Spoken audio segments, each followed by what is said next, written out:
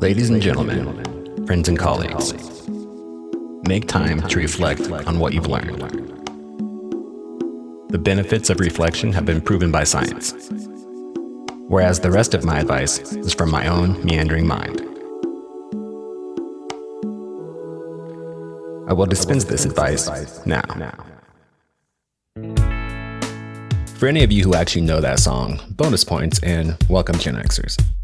The purpose of this demo, of this test case, is to show where RunwayML is at right now with generative AI videos. So let's take a look back at the videos that I generated for this test using RunwayML, what you can expect to get away with, and what's still a problem for generative AI imagery and videos in particular. This first shot isn't bad, it's usable, but it does look as though the cable is nodding or is melting.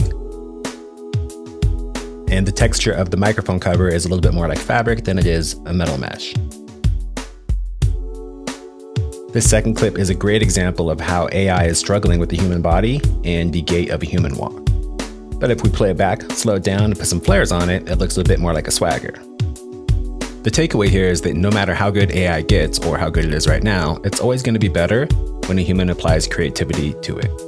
One of my favorite quotes on this is from Scott Galloway, who says that AI isn't going to take your job, but people using AI will. These large crowd shots without a particular focus or subject are easy to get away with. They could be cleaner, they could be sharper, they could have better resolution, but again, you can work them into a creative workflow and get away with it.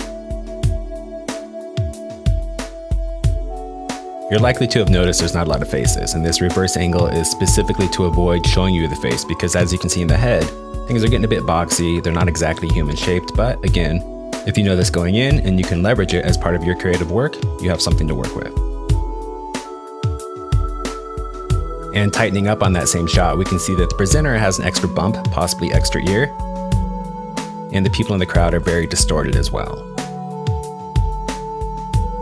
And here we have another wide shot where you may not even notice what's happening on the stage, but it looks like there's a bunch of little pins or people or something dancing on the stage. Had I not said that, you may not have noticed it, but now that I've said it, you probably cannot not see it. And in this last shot, it's really showing off what looks like a low polygon count, but just not very good clarity, not very good resolution on the generative AI video just yet.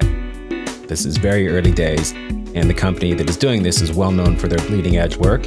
I think that in a year, this is going to be completely silly looking, and it's going to be much more realistic, possibly to the point where it can fool the human eye.